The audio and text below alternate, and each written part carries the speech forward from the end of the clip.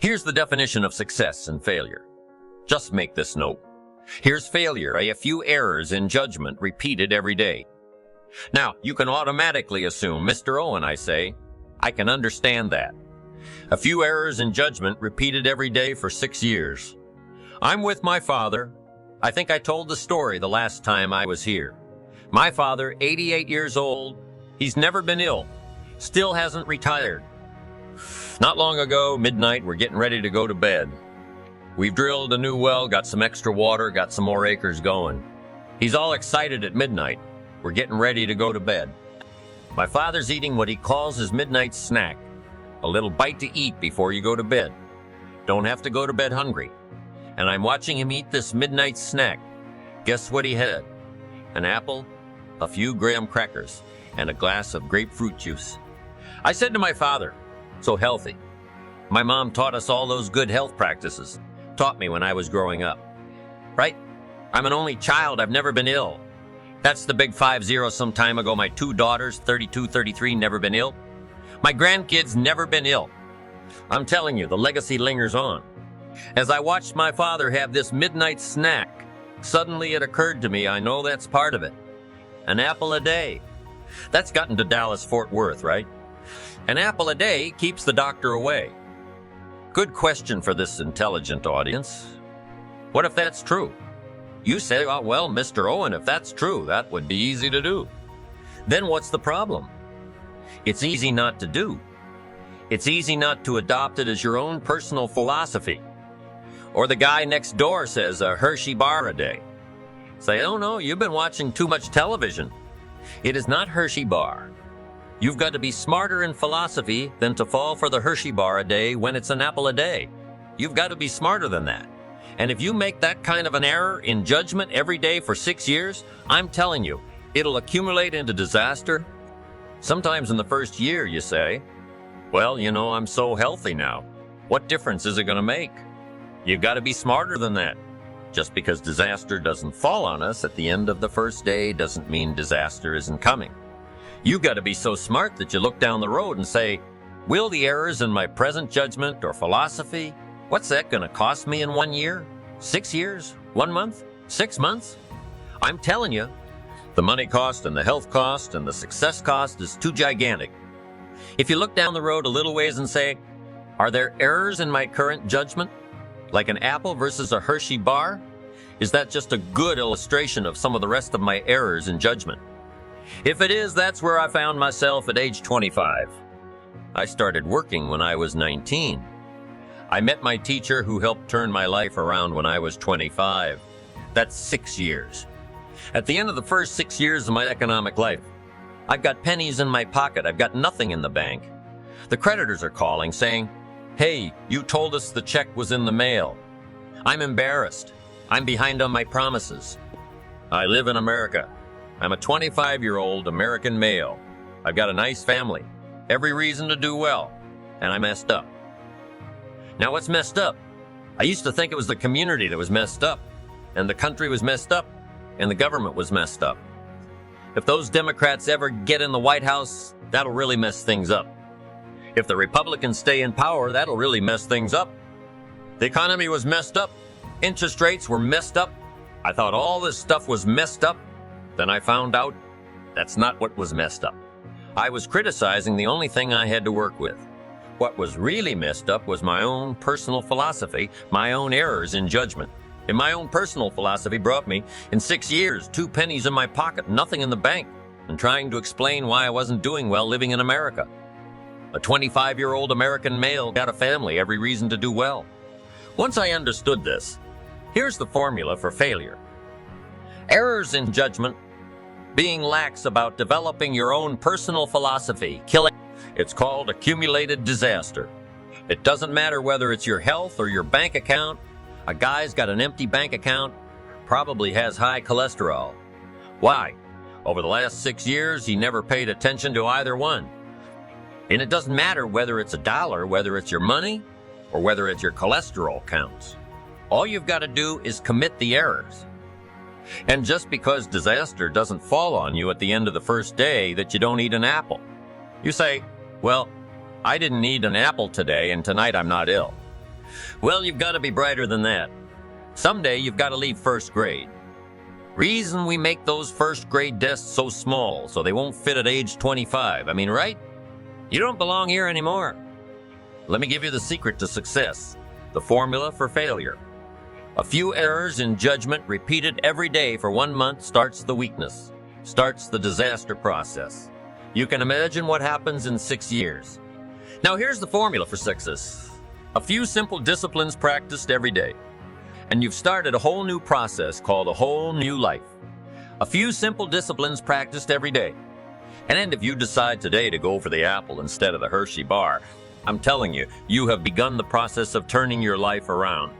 And if you keep up that process, not only with your health habits, but with your money habits, and with your communication habits, with your sales habits, and management habits, and every other habit that you've got, if you'll start that process, eliminate the errors, and replace it with disciplines practiced, I'm telling you, you can start this process of life change immediately after today. You don't ever have to be the same again, only by choice. You don't have to walk out of here the same as you walked in today, only by choice. You can start a whole new process. And you say, well, Mr. Oh, and is it that simple? Yes, it's that simple.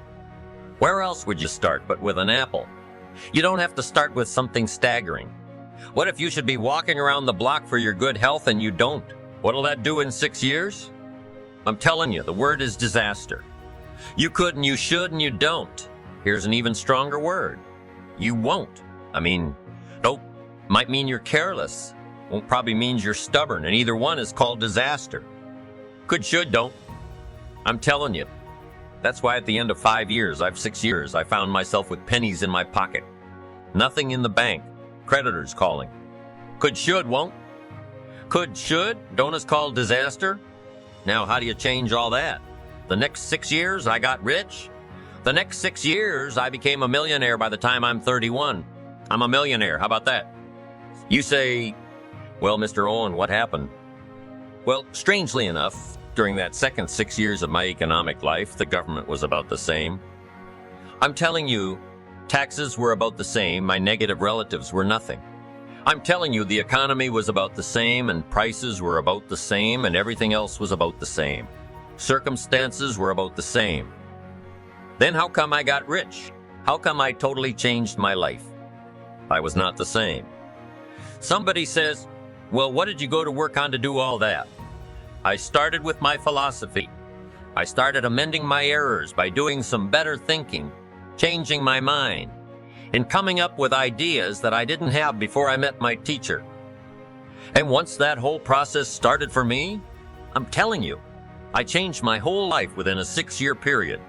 I was never the same, and I've kept up that process all these years. One of the reasons why I'm here is to continue my craft. I don't want the day to come someday, somebody says, you should have heard Jim Rohn 10 years ago when he was really terrific. I want people to say, I heard him 10 years ago, but you should hear him now. I'm telling you, the man works on his craft. I'm telling you, the man's done some extra reading. I'm telling you, the man doesn't miss a trick. I'm telling you, he's worked hard on himself. That's why he's able to deliver like he does. The same thing can happen for you as a teenager. It can happen to you as a mother, as a father, as a business person, as a salesperson. Running a business doesn't matter, management, wherever you find yourself. This is the process called personal change. And what I say to start with is start with your own philosophy. Your philosophy is going to determine whether or not you go for the disciplines or continue the errors. That's called potential disaster. And everybody has it within their power. What was so happy for me to find out at age 25, Mr. Show said. Mr. Owen, you don't have to change country, but you do have to change velocity. And if you'll change philosophy, not country, you can turn around your income. You can turn around your bank account. You can turn around your skills. You can become capable, powerful, sophisticated, healthy, influential, all the other equities that you could possibly want out of your life using the only stuff there is and not trying to change any of this stuff. Appreciate all of this stuff with all of its ups and downs, with all of its mystery of why it works and sometimes it doesn't work. Don't challenge this. You don't have to ask for another planet. You don't have to ask for another country. Just ask for another book. Ask for another seminar. Ask for another idea. And you can start this whole process of personal life change. Now, I can spend the whole day on philosophy. That's where it is. If I could get you intrigued with that enough to study it, enough to ponder it, to where you'd pick up the commitment like I did. Say, hey, as simple as an apple a day, as simple as a walk around the block? Why not start right there? If you don't start there, where else are you going to start? Might as well start where it's easy and then go to the more complicated discipline. Because if you can't handle the complicated, the simple disciplines, how can you handle the complicated thoughts? Held in mind produce after their kind. What you think becomes your reality. Earl Nightingale in his audio program, The Strangest Secret, says that you become what you think about. Ralph Waldo Emerson summarized this idea more than 100 years before by saying, a man becomes what he thinks about most of the time. The law of mind is extremely powerful and is, in many ways, a basic law for explaining many of the other laws that refer to mind action. The natural extension of the law of mind is the third law of success, called the law of mental equivalency. This law says that your primary responsibility to yourself is to create a clear and accurate mental equivalent of what you wish to experience in each dimension of your external life. If you want to be happy, you need to clearly define for yourself and create the mental equivalent or picture of exactly what happiness means to you. If you wish to enjoy health and long life or happy relationships or financial prosperity, you need to create in your mind an exact, detailed picture of what you desire, as a result of a whole series of other laws that I'll be discussing. This becomes the critical starting point that begins inevitably to lead you to the realization of your dreams and goals. The fourth law of success is called the law of correspondence. This law has been talked about for perhaps 4,000 years, and it's one of the fundamental laws that explains human experience. It simply says that as within, so without. It says that your outer life will tend to be a mirror image of your inner life. Your external world will tend to correspond almost exactly to what is going on inside both your conscious and subconscious minds. There are four major areas where you see the law of correspondence working all the time. The first is simply in your attitude. Whatever your attitude is, often before you even say anything, people will reflect it back to you in the way they talk to you, in the way they talk to you and treat you. As within, so without. The second area where the law of correspondence is evident is in your relationships. Your relationships will almost perfectly mirror your attitude and your personality. If you're a good and happy person, you'll have good and happy relationships. As you become a more patient and tolerant and loving person, your relationships will reflect this almost immediately, very much as a mirror will do. The third area of correspondence that you see is in your health. Much of your health can be directly traced to specific attitudes that cause you to suffer from minor and major illnesses. The extensive work that's been done in the area of holistic medicine seems to suggest that there are corresponding attitudes of mind for most illnesses that you or I suffer from, the common cold and flu, all the way up to the most serious illnesses that are often life-threatening. Whenever you're anxious or upset or unhappy for any reason, for any period of time, your body will begin to reflect those feelings. The entire basis of psychosomatic medicine is the conclusion that your mind, psycho, makes your body, soma, sick. What your mind harbors, your body eventually expresses. The fourth application of the law of correspondence is that your external world of material accomplishment will exactly correspond to your internal world of preparation. The more knowledge and skill you gain that helps you to be more effective in your work, the more you will be paid.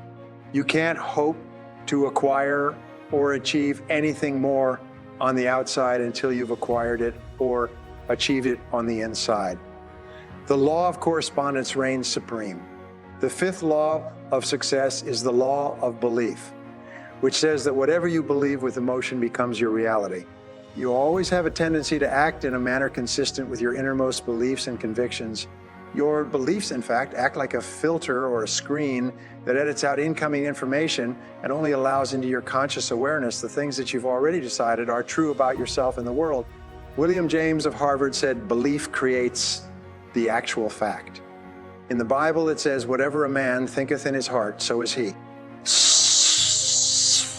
For example, if you absolutely believe that you are meant to be a great success in life and that no matter what happens, Nothing can stop you from achieving the greatness that is yours. You'll act in a manner consistent with that belief, and you'll eventually make it come true.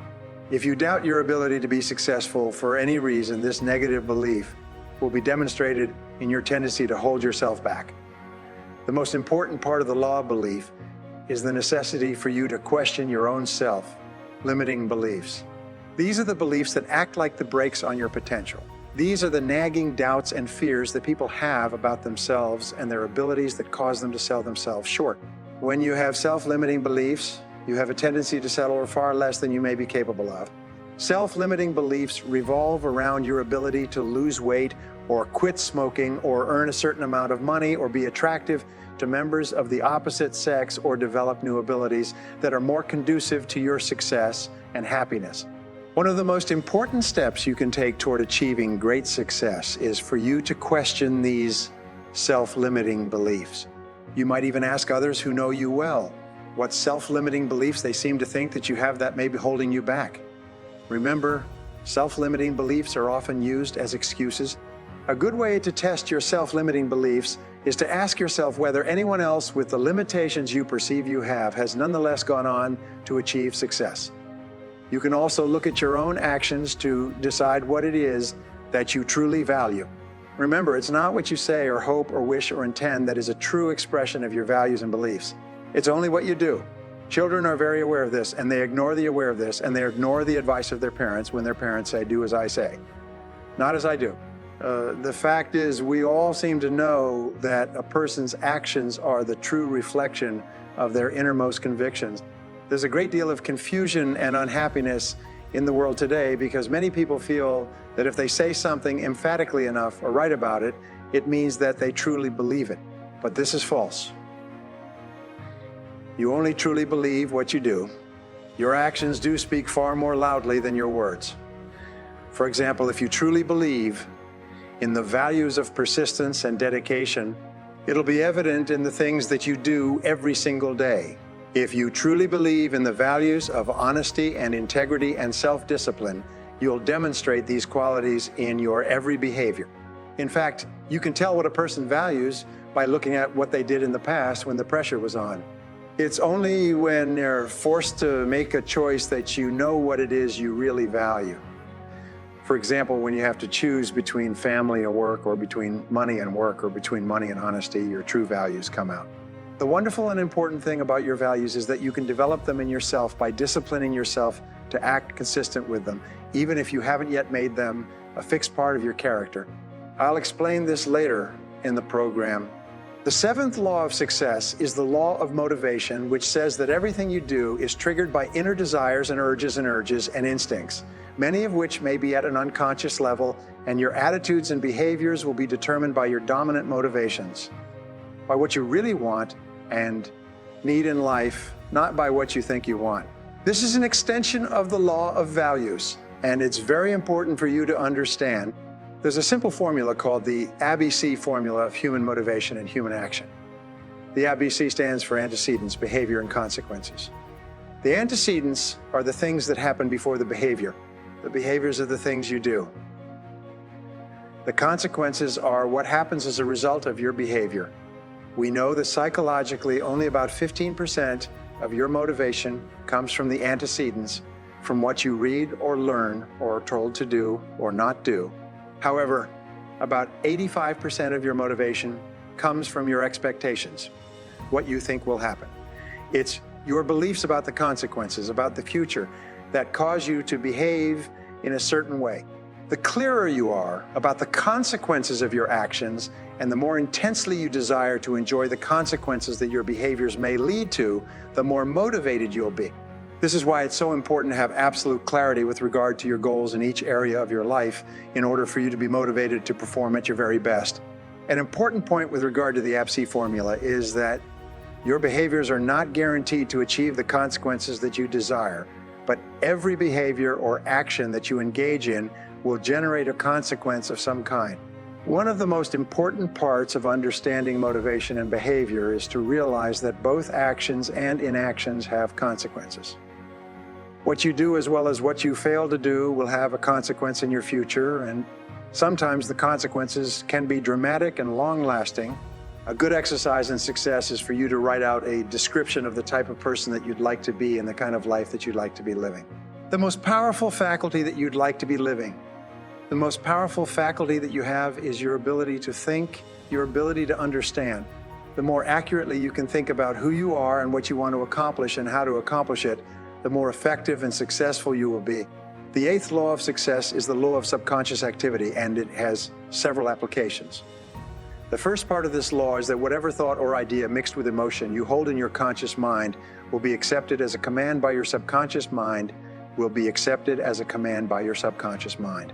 This means that whatever thought, idea, or goal you can hold in your mind on a continuing basis, you can have because your subconscious mind will go to work to organize all of your thoughts and actions to bring it into your reality.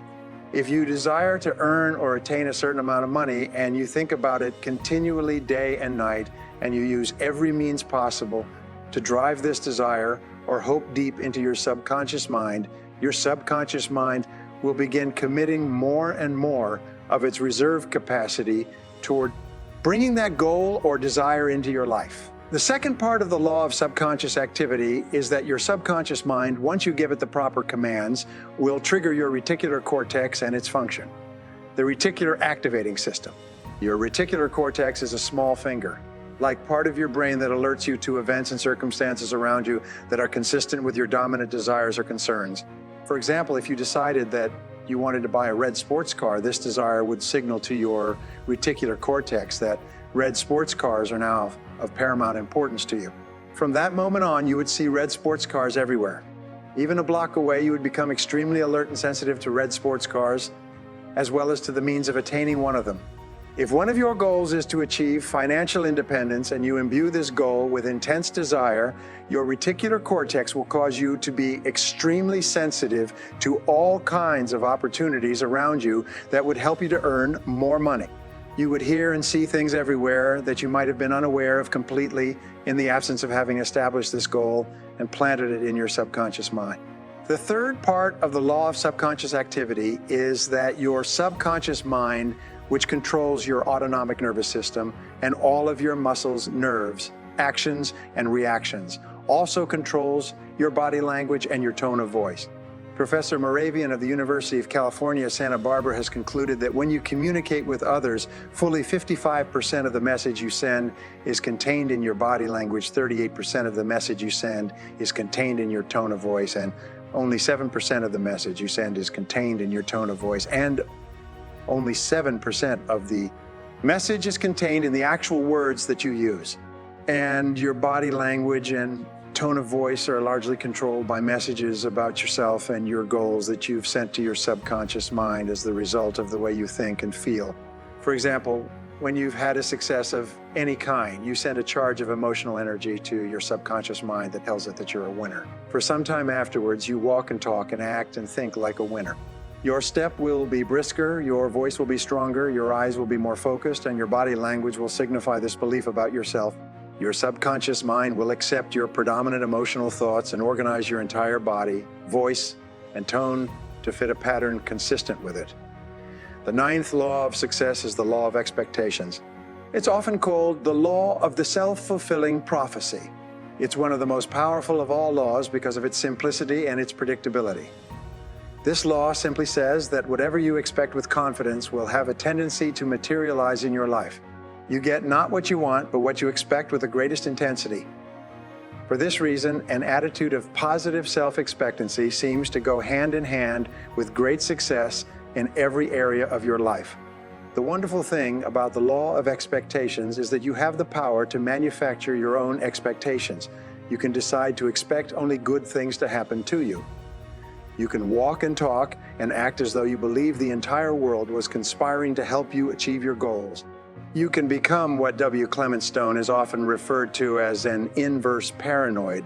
You can become convinced that the entire world is conspiring to do you good. The way that you apply the law of expectations is by constantly looking for the good in every person and every situation.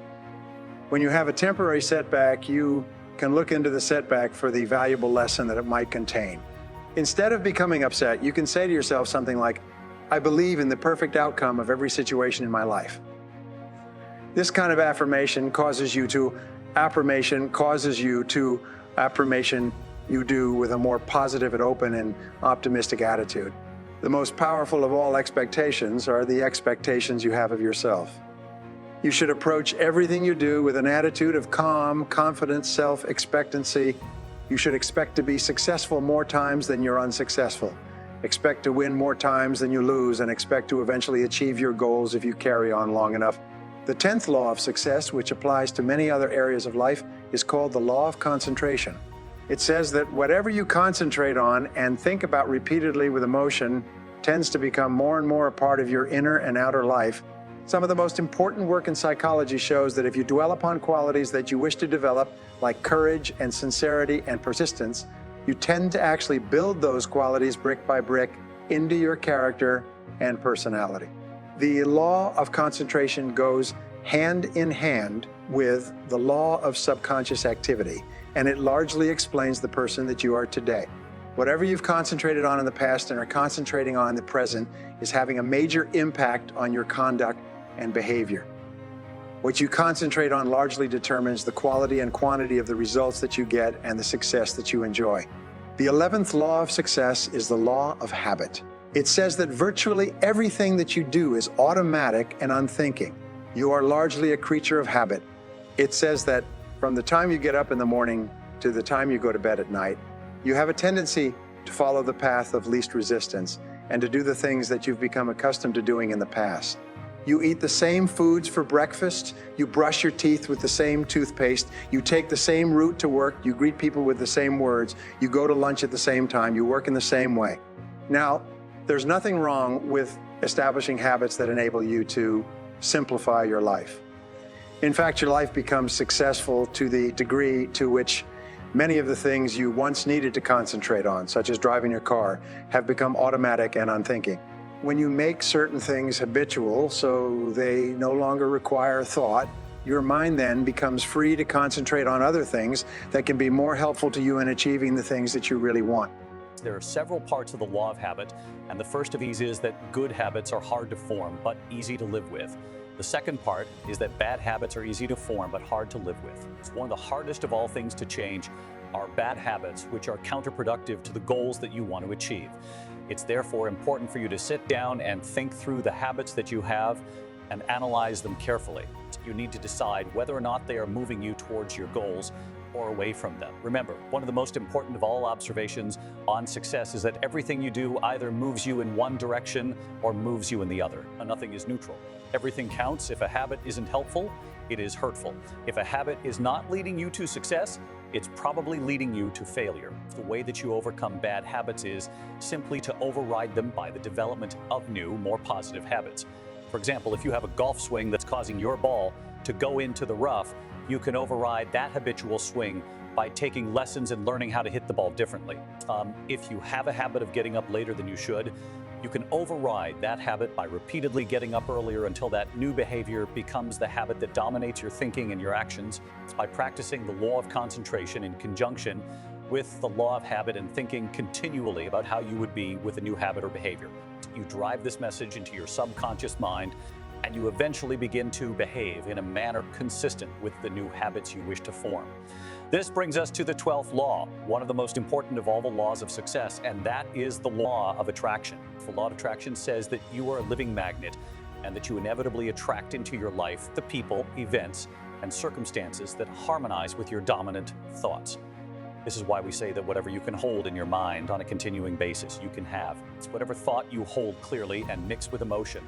Begin setting up a force field of mental energy that begins drawing towards you the things that you need to achieve that goal. This law of attraction has been written about for hundreds, if not thousands of years. It's contained in the old folk sayings like attracts like, or like begets like, or you've perhaps heard birds of a feather flock together. My friend Mark Victor Hansen says that whatever you want wants you. These are all ways of saying that your mind is extremely powerful and that whatever you think, emotionalized, becomes a form of energy like a magnet that's attracting the events and circumstances you experience into your life. In music, the law of attraction is often referred to as the law of sympathetic resonance. It explains, for example, that if you have two pianos in a large room and you hit the key of C, on one of the pianos and then walk across the room to the other piano. The C note or string on the second piano will be vibrating in perfect harmony or resonance with the SECS string on the first piano. So one of the most common examples of this law is when you enter a room full of people and you almost invariably have a sympathetic resonance or attraction with someone else in the room. You'll have a tendency to gravitate toward a person with whom you are comfortable and compatible, and that person will have a tendency to gravitate towards you. It's very often two single people at a social gathering will have a level of sympathetic resonance that draws them toward each other and into conversation. It's by the same token, when you have a very clear goal or idea, you will tend to attract people to you and be attracted to people who have ideas and information and resources that can help you to realize that goal. Another illustration of the law of attraction is its opposite, which is the law of repulsion. When you begin to become a particular kind of person because of the way you change your thinking, you will find yourself attracted to people who are similar to you, and you will also find yourself repelling and being repelled by people who don't think the way you do. This law explains why positive people tend to associate with other positive people and why negative people tend to associate with other negative people and why neither group finds the other group of very much interest. You can begin to fill your life with the kind of people that you respect and admire by simply becoming the kind of person in your thoughts that will attract them to you. The 13th law of success is the law of choice, which says that you are always free to choose the content of your conscious mind, but in doing so, you are choosing every other part of your life. Your thoughts control your reality. And since no one else but you can think for you, the thoughts that you choose to harbor determine everything that happens in your life. The wonderful thing about the law of choice is that it says that you have complete freedom to think and therefore to be anything that you intensely desire. The choice is always up to you. The law of choice also says that you are where you are and what you are because you have chosen to be there. If you're not happy with where you are and what you are, it's up to you to choose to be and do something else. The 14th law of success is the law of optimism, which simply says that a positive mental attitude goes hand in hand with success and happiness in virtually every dimension of life. The quality of optimism is the quality that makes you into a cheerful and pleasant person, a person that other people like and want to be around and help. The most successful men and women tend to be very likable people. The more optimistic you are, the happier you'll be moment to moment, and the more things you'll be willing to attempt. The 15th law of success, the law of change, says simply that change is inevitable. The only constant we have in life is that of change. Everything is changing even as you listen to this tape. But the wonderful thing about the law of change is that nothing is fixed either. All progress requires change. And since change is happening in any case, you can be and have and do anything you want by simply harnessing the forces of change and taking advantage of it. The law of change also says that your life can only get better when you get better, but not until. It says that you can't remain the same and somehow improve. The law says that if you don't take advantage of change, you will end up being the victim of change. Things will happen over which you have little or no control, and you'll simply have to go along and adjust your actions and behaviors to whatever occurs. Now, let me tell you a story that is true in more cases than not. Once upon a time, there was a young man from an average home with an average education, working at an average job, and who had an average group of friends. Like most average young men, he was primarily interested in girls, sports, and television. He liked to have a good time, and he spent most of his money enjoying himself. He looked upon his job as a necessary evil that paid for his average lifestyle, and like most average people, he was going nowhere with his life. Then one day, something happened to him. Perhaps he read a book that woke him up, or listened to an audio program, or attended a motivational seminar. Whatever it was, he wasn't the same afterwards. He realized that he could choose to do and be something else. He applied the law of choice. By the law of change, he realized that his life could only improve if he began changing in a positive direction. Using the law of cause and effect, he made some decisions about what he wanted to accomplish and then began searching out the causes of the effects he desired. By the law of optimism, he was positive toward himself and its possibilities. He expected good things to happen, triggering the law of expectations. He went to work on his thinking, and he began to dwell by the law of concentration on his ideal lifestyle. By the law of subconscious activity, he began to walk and talk like the person he envisioned himself becoming. He also began noticing opportunities to advance himself that he hadn't seen before. As he changed his thinking, he triggered the law of mind and the law of mental equivalency, and he created a clear picture of his goals. By the law of correspondence, his outer world began to reflect his new, improved inner world. His beliefs about himself began to change, and by the law of attraction, people and resources began to appear to help him move toward his goal. As he concentrated on his desires, his values and motivations changed, and he began developing the kind of habits that lead to success. In no time at all, by bringing his life into alignment and harmony with the laws of success, he began moving forward at a rate that surprised even him, and so can you. The laws of success are based on the foundational principle that in order for you to succeed, you must first decide what success means to you. You can then begin to apply these laws to your definition of success to bring it more rapidly into your reality. Get off of Instagram and Snap and get off all these blogs. Get into something that can really move your life forward. Getting successful is not a magic trick. The difference between successful people and non-successful people is here. If you want to be successful, you have to change this. This has to change. It's not what makes it hard. It's your lack of belief that it can happen for you. So if you're at a place in your life and you aren't happy with it, you have to change some things. You have to make a conscious, interesting decision that you're going to change, and it's not dependent on anybody else. You get to decide if you're going to be rich, poor, mediocre, plentiful, happy, sad. It's really not important what the majority of people that are blogging are saying.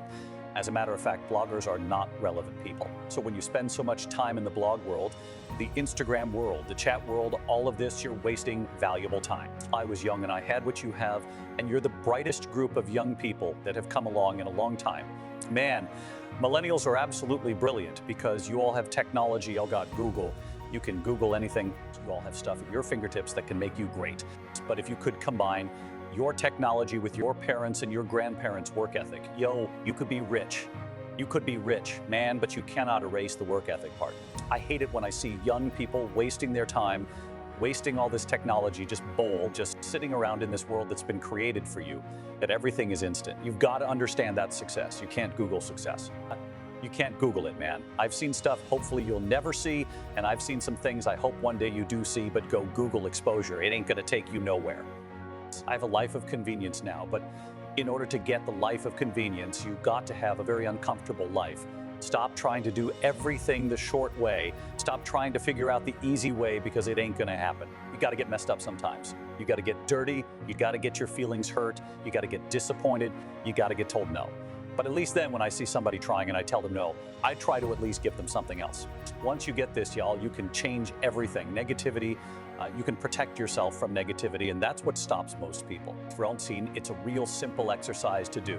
I do it every morning before I walk out the door, so I walk out as a positive. I get tired sometimes because I get mentally drained from my job at times, but to coach your mind from negativity, the way you can put a coating around your mind is with one simple: gratitude. Gratitude erases negativity. If you wake up in the morning and start having negative thoughts, I'm tripping, I just don't feel myself. Every time you feel in the middle of the day, if you feel yourself doing that, stop. Just stop for a second and start going over in your mind everything you have to be grateful for, everything you already have. You can walk, that's a blessing. You woke up, that's another blessing. The fact that you can see, think, reason, that's another blessing. You can go somewhere and get yourself something to eat, that's another blessing. The ability to dream is a blessing. Start coating your mind with gratitude. It can change everything for you.